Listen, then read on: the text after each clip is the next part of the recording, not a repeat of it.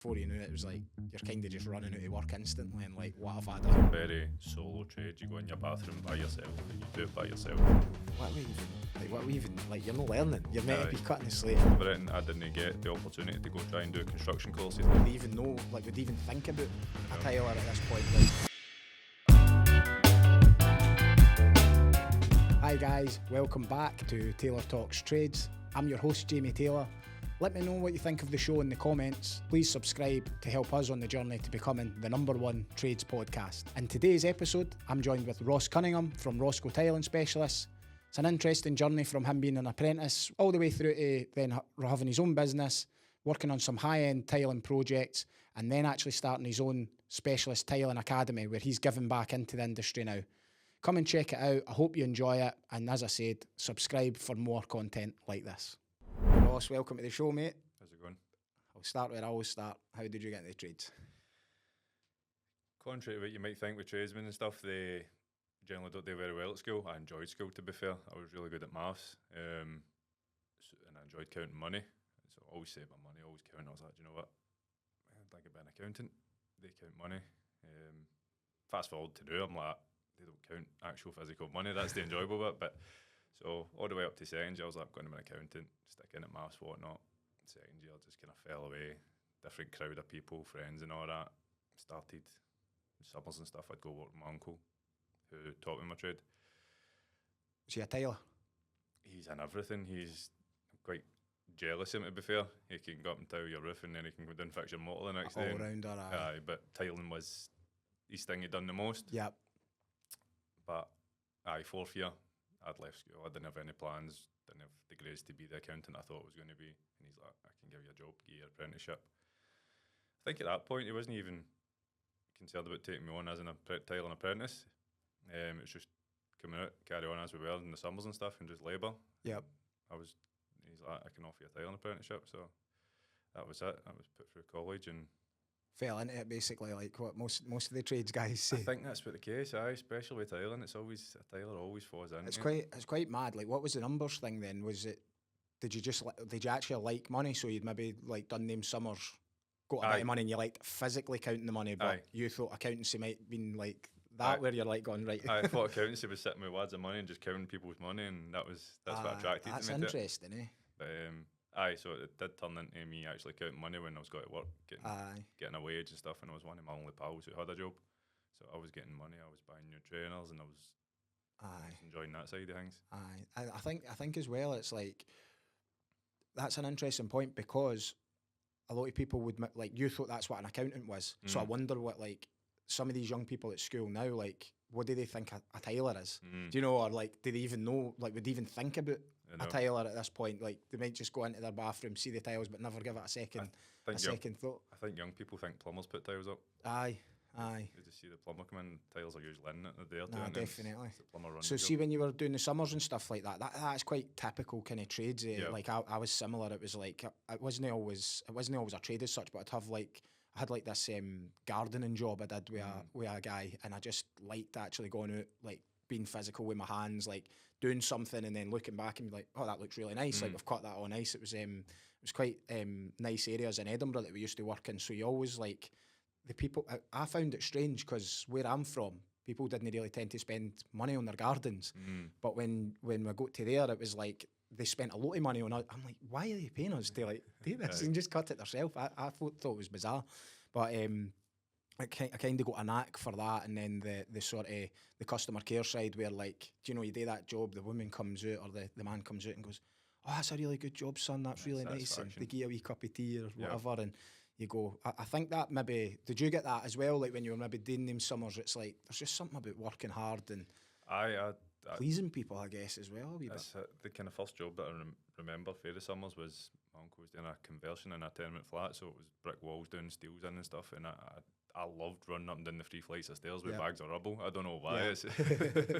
It's crazy that. I think you've got to want that a wee bit though. Like when, like some of the apprentices now, it's like they didn't really want to do that dirty side of it. Like they didn't want to be like carrying bags of rubble. They almost kind of go, who's taking all this away?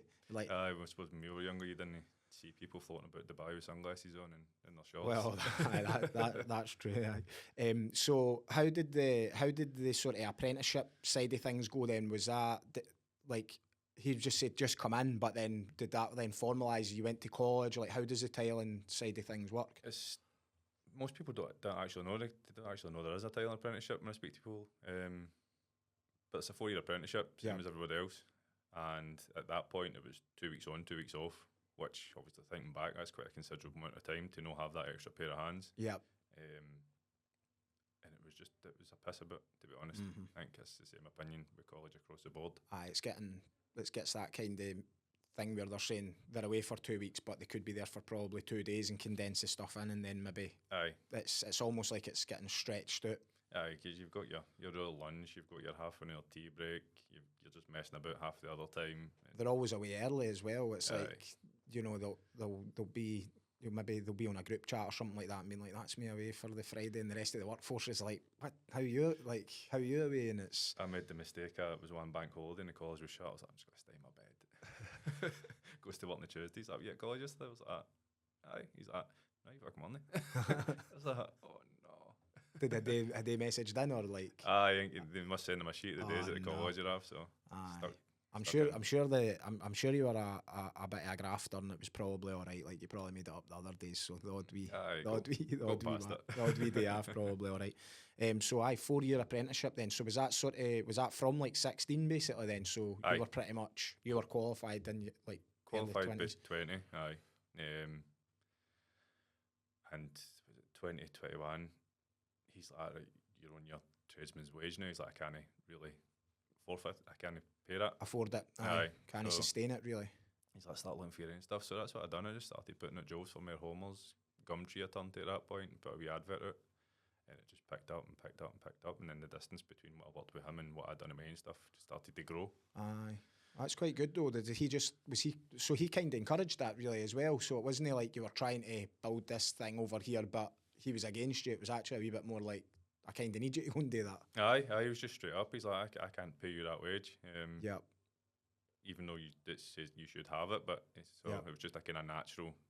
It's an interesting one that you sometimes, I don't know if it's like, because he probably could have paid you and probably could have made money out of it when you think about it, when you get down the line a bit and like, you know, you're running a business now, like normally like people can make you money as like, as usually the sort of the thing, but everybody says, I can't afford anybody. But if you actually, if you kind of know how to price and you know how to do it, that's then a mindset if thing. You've got somebody in but you obviously need to be good as well. And then I don't know, maybe you weren't as fast as you would have been now at that point and all that stuff. And it probably is quite hard to sustain a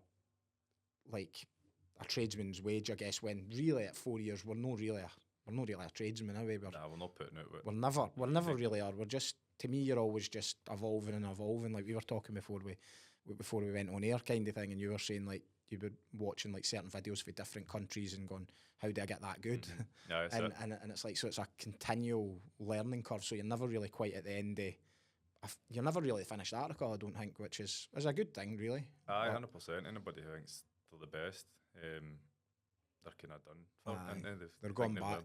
They're going back the way. So that was a sort of self-employment then, and did that just naturally kind of phase into you just no being? It was your uncle, eh? Aye. No being with your uncle anymore, and then just on your own, or was there a time you had to say, look, like was there any leap of faith in it, or was it just quite dead?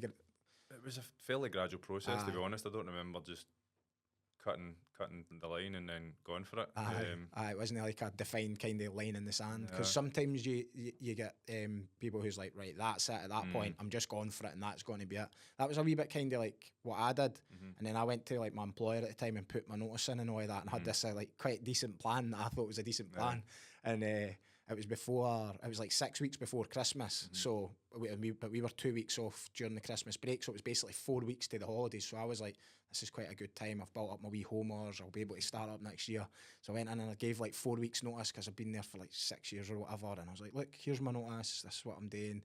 Blah, blah, blah. Thinking this is a great wee plan. And then this was a Friday night. And then I went in on the Monday and they're like, oh, is that you finishing up on Friday? I was like, no, it's like 4 weeks on Friday. They were like, no, it's Friday. And I was like, oh, man. Aye, they were just like, away you go, because I was sort of a competitor now, or whatever. And aye, that was it. So it was like, you can have the best plan in the world, but or the intention to have it, but it was just like, away you go. So at that point, it was like, that was actually a sink or swim for me. So you need to find 3 weeks work. It just took a while, because even as well, it was like, I hadn't got into that sort of structure of being like, right, my diary's full for X amount. At that point, I didn't even really know how long jobs were going to take me, and it was just me, and like, I was bringing my wee brother on and stuff, and it was just like, you just didn't actually know like how full up we were coming. And it was like, to be honest, it was probably like these homers and stuff I had, like, I'd been doing them at weekends and different things, so you didn't have an actual true reflection of what it would take. But I think really it was like 2 weeks of work or something like that at most. So I'd like brought that in for January forward, and then before you knew it, it was like, you're kind of just running out of work instantly, and like, what have I done? But I'm answering the phone and doing the job same day. Everything. It's like, oh, we've got a really good service. Like, we can be there in like half an hour. Sat in the van, like, please ring the phone. Please ring. But it was so it just moved quite natural for you then, really. Like with my uncle, I was a tiler. We done bathrooms day in, day out, so I learned everything, the joinery, the plumbing. And it was probably a couple of years before I started doing my own bathrooms. I just went and done my splashbacks, my steps, and done those sort of things. But then it was a couple of years before I got the confidence to actually do bathrooms by myself. Yeah, and would you do that for like, would that be like other like trades that's maybe doing a bathroom, and then you'd go in and just do that aspect to it rather than the full thing? Or like, would this be for like homeowners, or what was the kind of, who was your clients really? Subcontract to a couple of bathroom companies. They just sell the product, sell the service, and obviously private. It's quite good like step though to take, rather than like, I guess that sink or swim thing again, where it's just like, whoa. To be fair, thinking back, it's fairly gradual. Managed to ease myself in it. I didn't have to. It seems quite steady, to be fair. I'm like, I'm waiting on I was like, kind of like going, so was it like this bit hanging? You're just like, nah, man. It was just, I don't know if it's just because you're so laid back, but you're just like, part of it. It was probably like, would have been chaos for a lot of people, and you're like, nah, just got it done, man. It helps that I think back how it was. And then the bathroom thing was probably the most stressful bit about it. You can imagine 23-year-old ripping out somebody's bathroom for the first time, as much as it was all in there. Doing it for real, working with water, that was stressful. I'd never had any leaks in my life. I'd flooded somebody's house once working for my uncle. And that was when I took the electric shower out and it was still live. Oh man. So I just had to stand and point it at the bath. Which again, managed to save that and all. At least you learn. That's mad. It's like, it's tight spaces and that as well, eh? Like I actually couldn't imagine, like, bathrooms are just nuts. It's like, for years I've said it's the hardest room in the house. There's so much can go wrong. There's so many people before you cut so many corners as well. You don't know what you're ripping out. So if you're like doing a bathroom now, would you do it all like sort of yourself as such, or do you got like the different trades in now and you've got a way of working? Like, how's that? Got a good circle of trades now. I'm trying to, because you can do it all, you tend to do it all, but then you end up stuck. So I'm trying to separate that. Stuck in it, like just working in the business basically constantly, rather than maybe working on it. And that comfort of knowing I can do it all myself and it'll be right and there'll be nothing go wrong. It's a comfortable place. So trying to say, right, trade in, do that bit, joiner, spark. It is a difficult transition, that, because it's like I used to have these moments, like when I was like really stuck in my business, I used to have these moments where I was like, why did I not just start like a different business that wasn't my trade? Then I was like, it sounds a bit mad, but it's just like, then you actually maybe couldn't do it, and you would be like, you'd have to focus on management. You'd be like, how would I do this if I wasn't like a roofer? How would I do this? And it's like, because I mind there was this guy who was like I think he was a window and doors salesman, and then he went into roofing, but like he couldn't do the roofing, so he just had to focus on like running that business, and he would go out and he would sell the roof, and then he would go back to the guys and be like, you don't need to do this and this, and he had to build like the systems and processes for not being able to be a roofer. And I was always a wee bit like annoyed at that, because I used to always get caught in that trap of, oh, somebody's not showed up on Monday, right, no, I'll need to do that job, I'll move this, and then I'll be working the weekend now to make that up. And I think really it's like, I think you, like, well, with me, it was that line in the sand thing again, but like you would maybe gradually move into it, given like the way you were explaining how things have went for you so far. But I did just kind of at a point just say, right, I'm just not going back on the tools, and I'll need to solve the problem in other ways. And I've probably done that as I've grown like my roofing company. It's like, even with the management team now as well, or the guys who's out like doing the estimating and the quoting, like I wouldn't just go and, like, if our sales drop, I wouldn't go out like and just go and start quoting jobs, because I'm like, that's like a quick fix rather than like a long-term sustainable. But it's easier said than done when you're really in the thick of it and just try to get everything done. I think my biggest issue is I actually enjoy working at the physical aspect. I've been conditioned for I was 14 to be out for hours. Like, I still want to get home at 8 o'clock and stuff from my uncle, and seeing him working for hours, working with him for hours, seeing my ma working for hours, I'm like, that's just, it's such a big thing to let go of as well. Like, when there's like, because the trades are like evolving so much, and especially tiling, like we were talking about earlier, but like TikTok, Instagram, like there is a new design, there's a new way you mite it in, or there's a new, like, there's just so many different add-ons now where, like, you probably hit a crossroads, where it's like you maybe want to grow the business for obvious reasons in terms of one day getting off the tools and having something that runs without you, and probably the dream for us all really, once we've kind of built something there, we want to be able to either pass it on carefully to like our children, or be able to exit it in some way, not just be working to the day we drop kind of thing. But that comes at maybe the cost of saying, oh, I can't be the best tiler anymore now. It's like, that's a big ego, like, that's a big moment. Because I remember doing it, and then, like, my brother, he's 7 years younger than me, and like, he just kept learning roofing, and like all different bits, like with the lead welding and different things like that. And I'm like, right, like my roofing skills are diminishing because my business skills are growing, and I'm like, I'm getting better at leading teams and marketing and sales and finances and everything. And then, you know, like, but these guys are like, they're just getting better at roofing, and it's like, I think that's a hard moment. I think that is a hard moment to kind of let the ego go, but that's what I done. So your brother's pushing your side saying, let me do that.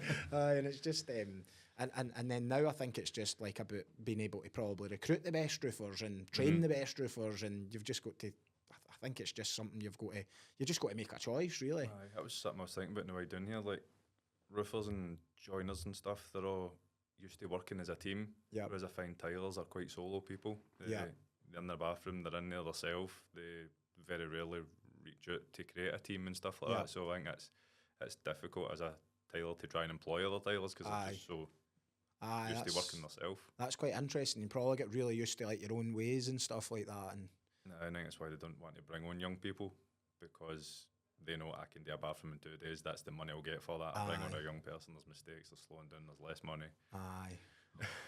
It's difficult. It's difficult. So what's where's kind of things at now then? So you went on that self-employed sort of journey. So that started with like Gumtree and stuff like that. What was the evolution to that? Like, have you got how do you maybe attract your clients now, or what's like? The evolution of that was, I used to be RC Tiling. Yep. Then what was that?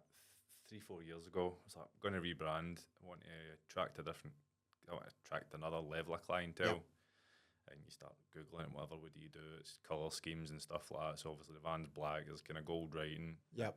It looks classier than just RC tiling, and it was just a white van. So I kind of made that move, and strangely enough, it started to work.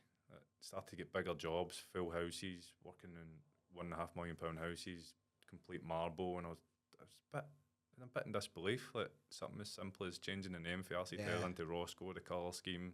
But see, as you changed that, you probably changed your belief. Aye, you know what I mean? You're saying disbelief there, but you probably actually went, we've levelled up here. Aye. So if you levelled up inside, you probably just carry yourself different. Somebody says, you want to take this job on, you're no like kind of going, oh my God, like we'll do anything. It's like, well, let me have a look at it, let's see if it suits us. And you kind of carry yourself a bit different. It was tiling services, now we're tiling specialists. It's as much as we done that intentionally, it's obviously changed something in the mindset, which you learn to realise. That's brilliant. I like that. So that was about 3 years ago, 3-4 years ago. And then a year into that, we started looking at opening the academy as well. And I think as well, it's like, to me, it just, like, most trade stories kind of resonate a bit with mine, but it was like I went through a journey of like quite similar, where it was like, it was almost like, I think it was, we were like J Taylor Roofing Services, and I just, and I think even at one point it was maybe like our website might have been like jamietaylorroofing.co.uk or something like that. It was always very much about me, whereas like when you see like the ROSSCO thing, it's like, it's almost like, it doesn't just seem like one guy, it's like, it's now like, oh, this is like, it feels like a company like tiling specialists. So that when we changed over, we went to Taylor Roofs, and at the time it was like we were working with house builders and stuff at the time, which didn't really work out, to be honest. But I just remember sort of seeing like Calla Homes and then Taylor Roofs, and that's where I kind of got like that wee bit.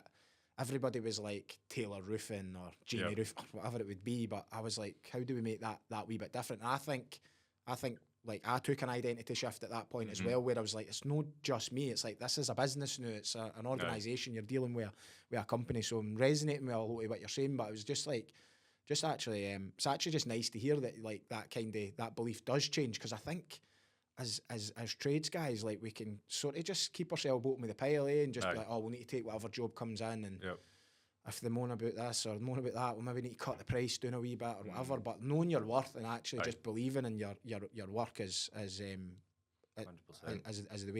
way to do it.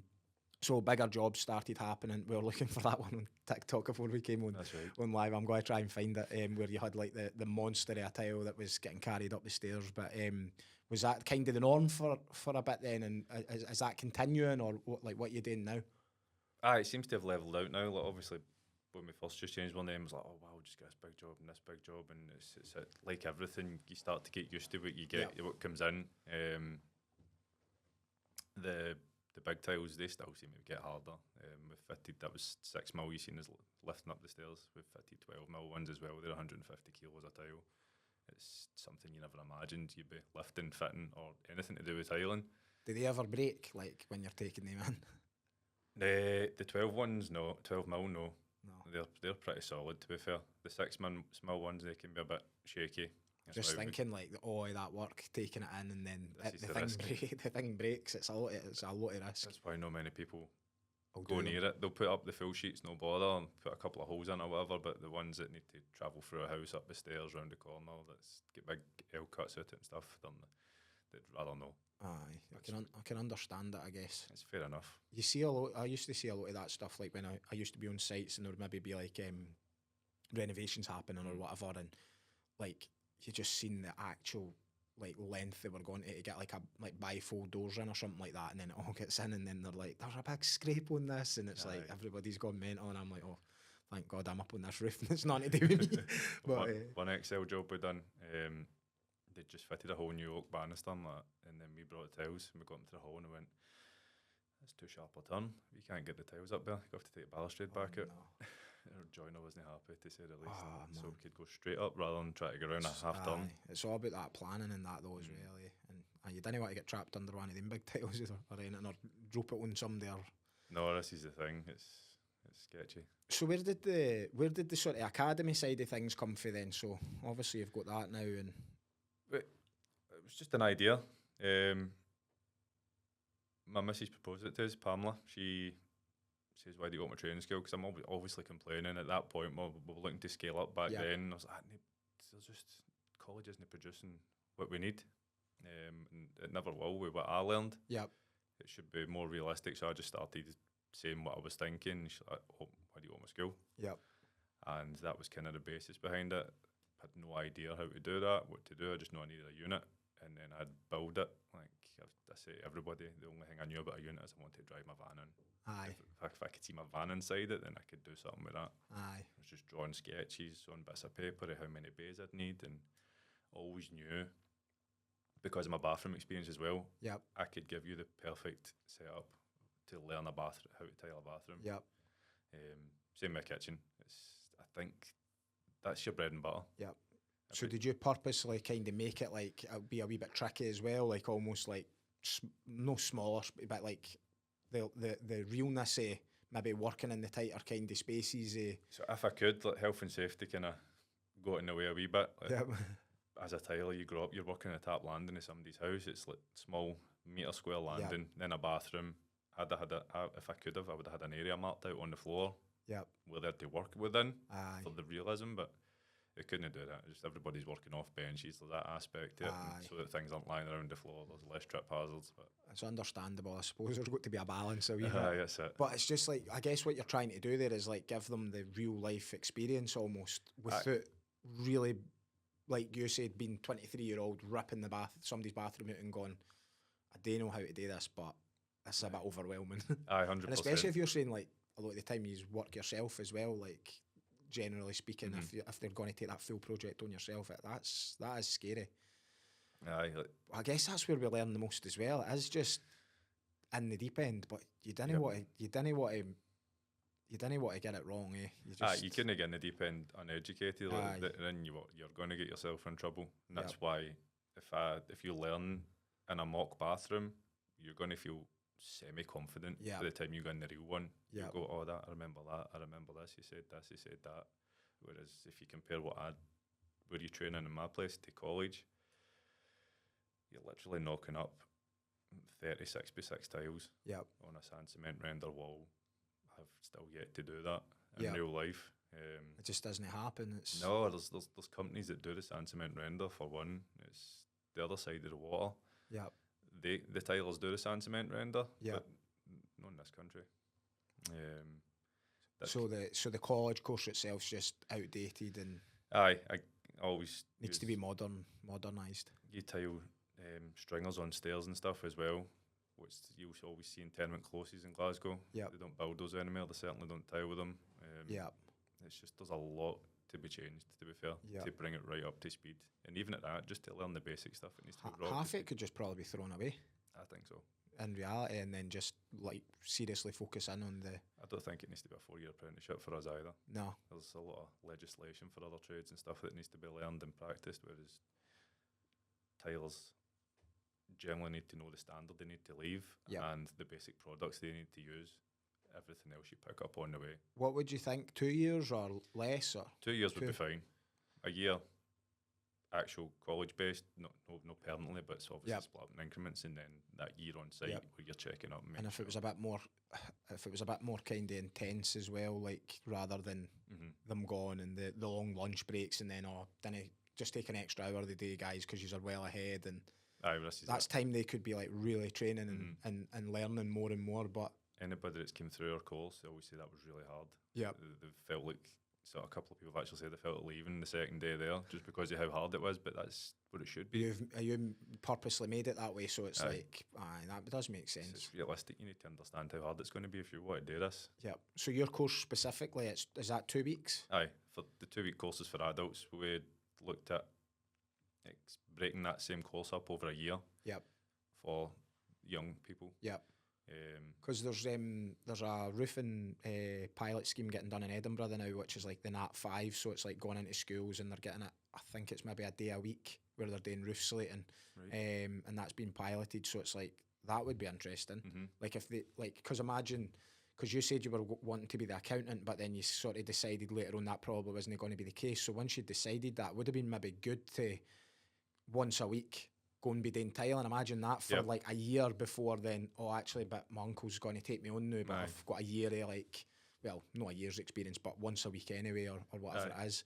You actually haven't had that training. I think that's actually a good point, because I was okay at school, I was good at my work, I didn't misbehave at it, and I didn't get the opportunity to go try and do construction courses, like perhaps with the poor behaved person. They would get taken out of school for a week, they'd go and do a construction thing. That's an interesting point. I wasn't thinking about that. There's a grey area of middle people who maybe want to do something but then change, but because they're neither either or, they're just kind of in the middle looking.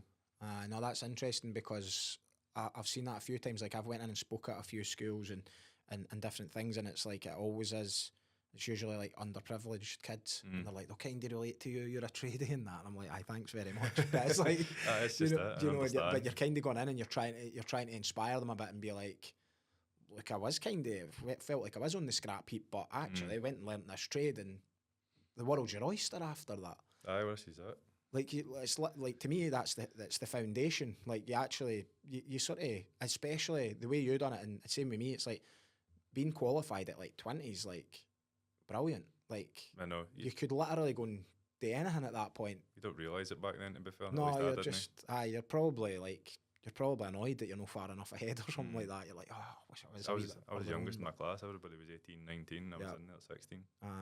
I don't think that works for everybody, if I'm honest. I think it's probably like, and you've went on and you've started your own business and you're doing the academy, so there's obviously something about you. And I don't think everybody that like comes through will be like that, but I think everybody should be given the same chance and the same opportunity, though. But I think there's a kind of middle ground now that, like, so guys that have maybe went and tried a few different jobs, never got a trade at like 16, 17, say, went and tried a few things, haven't they really found what they want to do, and then realise they actually want a trade, maybe 19, 20, 21 or whatever. Like, I think those guys can play a big part of the future. We've started kind of bringing those types of people in because they're like, look, I want a trade. And we're like, well, we probably will only send you back to college, but we can give you like an on-site assessment. If you come in and you prove that you can actually do it, you pick it up quite quickly, we can then get the it's like a level 2 MVQ and roof slating and tiling, so we can get them on that, which is probably part of the solution in terms of they're going to then focus, they're going to learn, they're going to get a qualification. The only thing is there isn't like a bolt on a training with that. So it's predominantly, it's probably done across maybe a 2-year window, roughly. It could be done shorter if you could really cram it in, but it's probably a bit too tight. So I'm the same as you. Like, I think 2 years would be a good amount of time. But I think all that's missing is like some real intense training. And I think that would be a brilliant model for what you're doing as well. Like, somebody that's realised, right, I want a trade, so you can get them in your academy, and it's like they do that 2 weeks or whatever, then they're like, aye, no, this is definitely it. And then just having that maybe 2-year time period where they could really get qualified, and then your academy could be the training. That's because that's the bit that's missing, because a lot of this, I don't know if they would do this in Thailand, where they would do like the on-site assessment. So there's a bit of talk about that, where you're externally assessed. If once the apprenticeship gets reviewed and stuff, it's will they keep it at all is in question. That'd be crazy. They can't get rid of it, surely.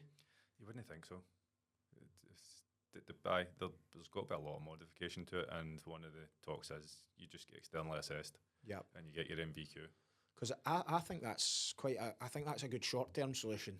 I was at the one of our committee meetings yesterday with the NFRC, that's National Federation of Roofing Contractors, and what we're doing a lot of work with is in the schools. So it's like that Nat 5, they're getting like skills demonstrations. So actually, like, young people seeing it and going, maybe would get a trade, which that's brilliant. It's good, but it's a long term.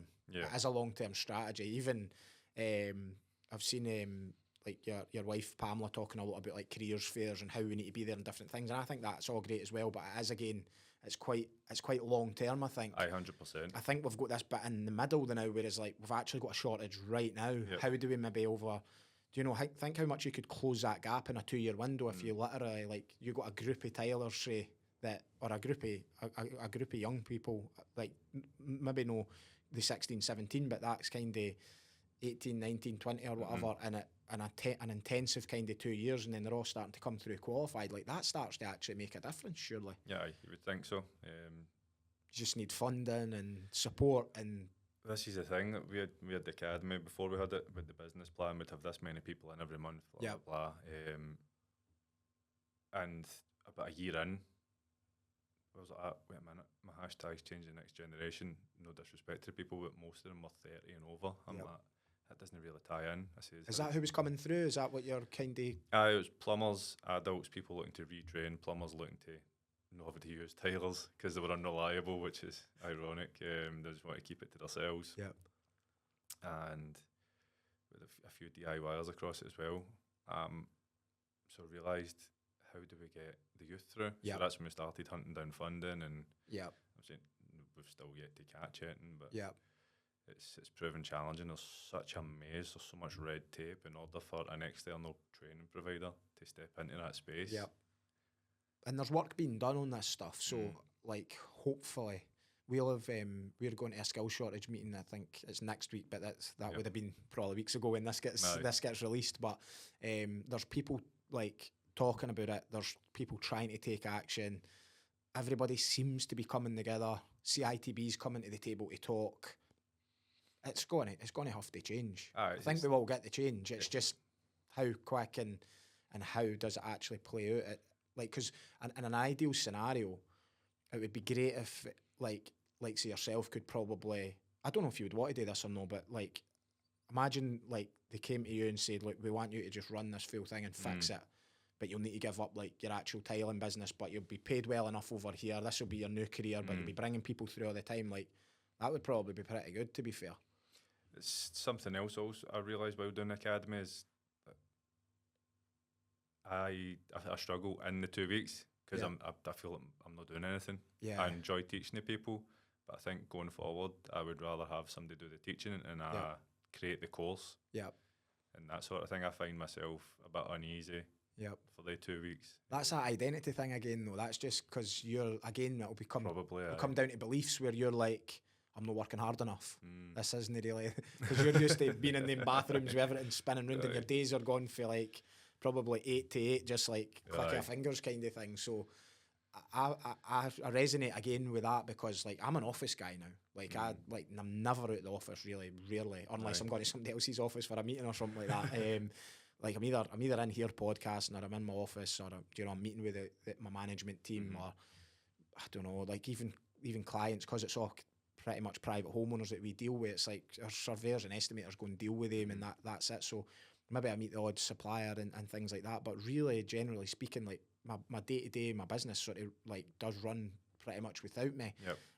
I'm just there for like strategy and the vision and keeping everything all like on top of all the numbers and everything, and it's like that doesn't it's quite mentally taxing, but it doesn't really feel like the hard work of being up a roof, stripping off everything, and like being against time, seeing that big grey cloud coming over and going, oh no, we'll need to get this done. There'll be no lunch break today, guys, and just like that is like your day flies by, and it's just different. And I think probably for us all as tradesmen, I guess we probably need to go over that identity kind of barrier, because if no, then we might, like, it would be great to be able to get you to give back them skills on scale, if that makes sense. Aye. Because you could have like a class of like, I don't know, I'm not saying you become a lecturer or something, but like you could have like 30 odd people going through this at a time, and it'd just be figuring out how do you keep yourself active and busy, I guess, within that. That's it. Obviously, I developed my own course for me to teach, so I think it now comes to a point where I need to develop the course that other people can teach and still get the same results. And you're not just coming to ROSSCO Training Academy, so you can get trained by me. Yeah. Aye. It's like you've took yourself out of the one thing, and then you've like went over and put it there again, and now you need to go through that kind of almost like that identity shift you had here, where it was like, it's not just me, we're going to go a bit kind of scale up a bit more. It's like it's probably just the same thing again. I've done similar because I do like a off the back of my kind of podcast and different things, and all the like I've had like business coaches and mentors and different things. So through all of that and all the learnings I've had with all the personal development, like I've got like I've got a wee consultancy, so like I work with like half a dozen kind of trades business owners at any kind of given time, but it's quite limited because again it's me. Aye, that's it. But at the same time it's like I've no kind of hit that point where I'm like, oh, I would maybe build something there that somebody else would deliver, because I think that now it probably is, they're wanting to work with me, they're wanting to tap into my expertise. But at one point I was a roofer who they would only have me on the roof, and then I transformed that bit, so that might go somewhere different as well down the line. But I think it just comes down to scale. Like, so for you can only help probably a small amount of people get through the tiling course because you're only one guy. Yes. And it's the same with me. It's like I can only help, even now I think I've got 3 clients now, so I'm not at capacity. But when I look at sometimes, like I never want to be too full, because then I still have the roofing business, I still got the podcast stuff, and like if a wee plate kind of is getting spun and it drops, then I'm like, oh, I need to be able to manoeuvre. Space, so you can never really like sort of max yourself out in any of the areas. So it's almost a wee bit of a juggling act. But I think that's probably similar for you. It's like if you went all in on the academy, like you would be able to push it and drive it so much more. But then like you could just like run out of cash out here on your business. That's it's much you've still got to earn a living. You've still got to keep your business running. So I think what's happening now is like the trades industry is like really we're just kind of almost getting made to fend for ourselves like usual, to be honest. Aye, like we just need a bit of help to pull something in to say, right, well, here's support so that actually, like, you could maybe come away from this and actually put a bit more into it. This is it. It's while I've no funding, it's my contracting side that's funding the academy. Yeah. It's paying the rents and stuff when those courses aren't running and that sort of thing. So I want the funding in order to give it more attention so that it becomes bigger and grows and it takes that space. We got offered the Glasgow apprenticeship when they gave it up, and it financially didn't work out because Glasgow they're allowed to have, what's it called, the Scottish Funding Council. They get allocated credits, which is essentially double what an apprentice is worth to the college. Right, okay. So once it comes out with the college, it's worth half less what it usually is. And it doesn't pay for the overheads. You can hardly get a wage out at the end of it after you've paid everything. So you'd be doing it for almost like the good of your heart kind of thing, and it's like, although I think us trades guys actually do believe in giving back and doing that, but like that's why I've done the academy. There just comes a level where you're like, that's just insane though, because it's like that's how I've that's sparked another thought where why don't big suppliers of the individual trades start to put back instead of just tradesmen buying their product and they put on the odd trade day whenever. That would make sense. They actually put money into a pot and invest in their future customers, basically. Definitely. It sounds as just though. I think we need that. I think we need a bit. I think it just like got to be like come at it for different angles. Like there's probably stuff everybody could do like a bit more to make it work, but it's just everybody just keeps kind of going, well, it's them over there or it's them over there, and then it's well, down in England, Top Styles they're investing in apprenticeships with Birmingham College, but as far as I'm aware, that's the only place they're doing it. That's interesting. Doesn't really help us up here. So I know it might be a pilot, and then if it works, they might bring it. They might bring it up here. I know down in England, it seems to be funding and stuff's much easier to get a hold of. There's just a big pot for apprenticeships that you can get access to. There's no because with the funding and stuff, you've looked at every avenue. SQA is a nightmare to work out and try to get through those steps. We actually realised there isn't enough staff to train tilers. They all worked in Glasgow College. Whereas if I was becoming the assessor of the apprentices, I would need an internal verifier to assess me and make sure I'm doing my bit right. But it'd be conflict of interest if somebody came from Glasgow College or done it on the side or whatever. So for me to be an IV, I'd need to bring an assessor under me. There's no enough staff to actually do it. That's crazy. And that kind of highlights that nobody's stepping aside for tiling either. Which everybody's too busy making their money. That makes sense.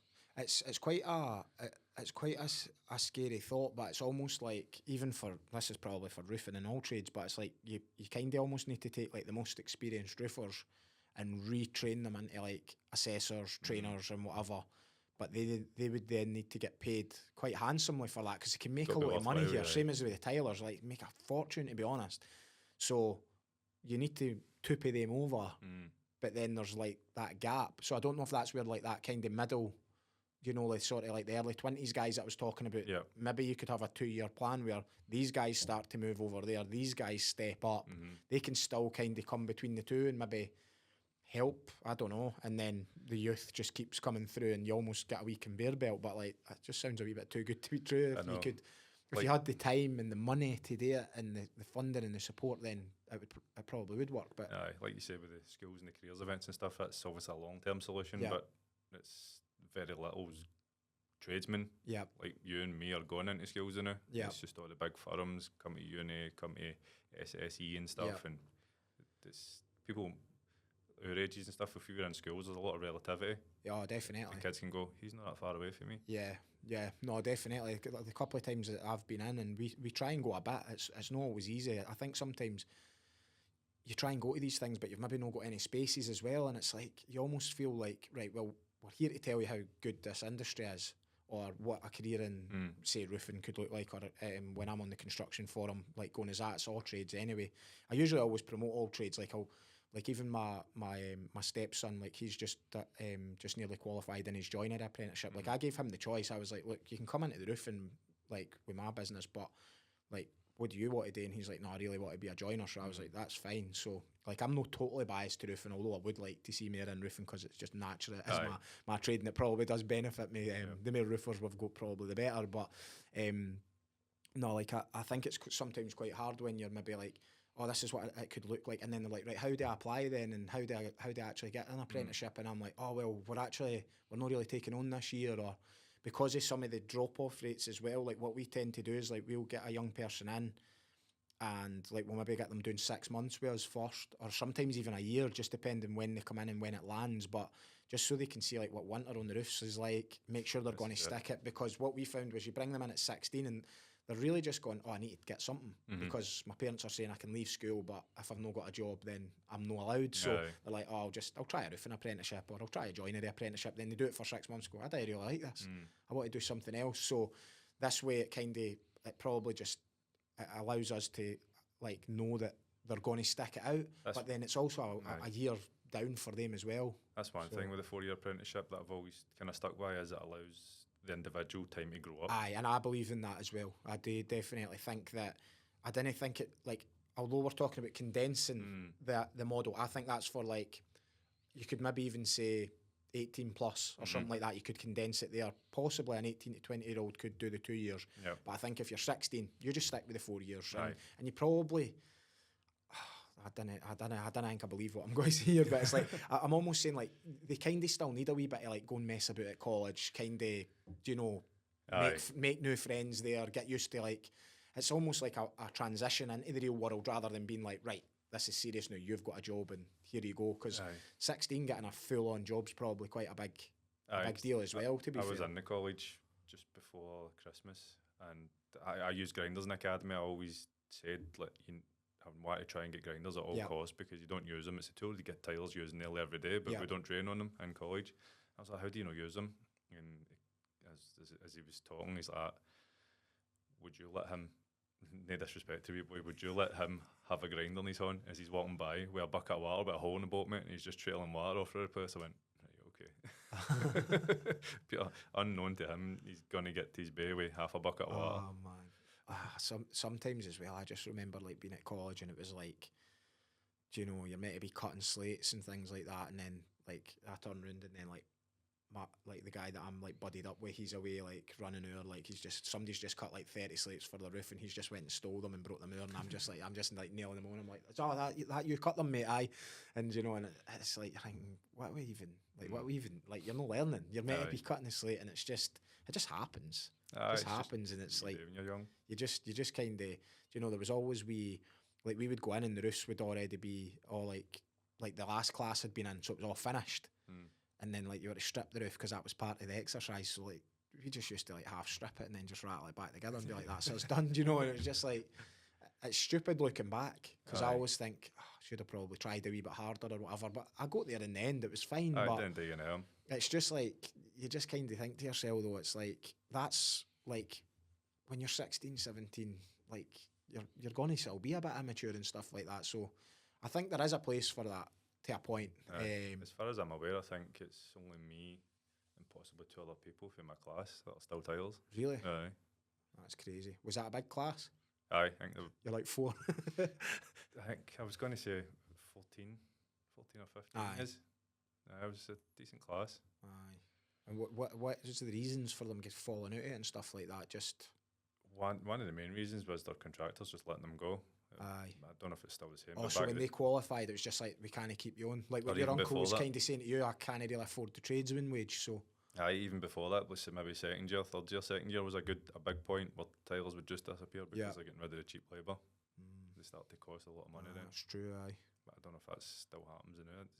There's not really a lot of big tiling companies anymore. I wouldn't know any, like you would know better than me, but I usually just, when I think of tiling, I usually think it's sort of like, almost like, I don't know, maybe like a bathroom fitter that kind of does it. I don't know. Aye. But it just needs kind of revitalised a wee bit though. Aye. I don't think I'll ever bring it to the position where it's somebody leaving school's top 5. Like, that'd be good. Like every time I've been in the classes, I'm saying to the kids, like, start naming my trades. It's joiner, electrician, it's plumber. They're the first 3 that always come out. I'm like, who do you think puts your tiles on? I'm like, how many rooms in your house has tiles in it? Oh, downstairs in my house, the bathroom, the kitchen. Like, how did they get there? It's just such a normal Just thing to appeared. look at. Aye. See, when we were talking about like the Instagram and the TikTok and that though, like that stuff, like some of the work is incredible. Like surely young people would see that and want to tap into that a wee bit and go, I actually want to really learn that skill. I wonder if it's maybe the patience now as well, eh? I think I was quite naive for a while. Like, obviously, if your social media will be full of roofers and stuff, and mine's just full of tilers, and I just automatically assume that young people will see the same stuff I'm not, but they won't be. Aye, true, aye. Whatever they're interested, it'll be trainers or whatever, or gym. Like you said, it'll be like Lamborghinis in Dubai and kind of maybe sell crypto and you can be over here and just like there's probably a bit of work to be done in terms of getting that stuff onto their news feeds, I guess, or onto their For You pages and whatnot. But what would like super ideal look like for you in terms of like, I think I'd put like a post on LinkedIn about it, almost saying like if the magic skill shortage genie had like 3 wishes, like how would that, what would like super ideal look like for you? Like what would you want to see? I think I'd like to see trades investing a bit more in skills, which kind of helps long term. I think I'd like to see the training changed so it's much more no realistic, I suppose, but you can take a lot more from it. Purposeful, basically.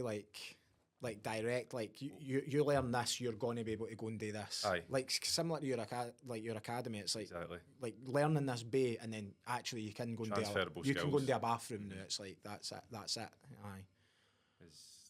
That would be the second one, and I think I'd just like to see tilers open up more to taking on young people. Like I says, it's a very solo trade. You go in your bathroom by yourself and you do it by yourself. Yep. We don't really need labourers, whereas roofers and joiners, they need somebody to run up and down the scaffold. And there's quite a bit more like stuff to moving get around, parts, bigger areas as well. Aye. I wouldn't like fancy being one of them tenements, like going on, to be fair, like up and down the stairs and all of that. And but you said you used to love that, so there you go. And going forward, what's anything else on the cards? Like, what's the kind of next steps for you in the businesses then? Going forward, we are kind of looking to scale up a wee bit now, get more people underneath the ROSSCO umbrella and just take on larger projects. We're starting to tender a lot more bigger stuff. We're wanting to take our quality into maybe not so much commercial, but I suppose it is in a sense, but much higher end commercial. Aye. I'm not too keen on house bashing or knocking out plot after plot. I want to do kind of bespoke stuff. Aye. And have a team that can do it that way. Yep, good. Well, I wish you all the best with it, mate. Thanks for coming on. It's been an interesting chat, and I'll be seeing you again soon, and we'll be hopefully making a bit of a dent in this skill shortage or whatever we call it. But do our best. Aye, good man. Thanks for that, mate. No bother. Top man. Thank you. Well, guys, that's another episode done. I hope you enjoyed it as much as I did. And if you can, please subscribe to the channel and help us become the #1 trades podcast.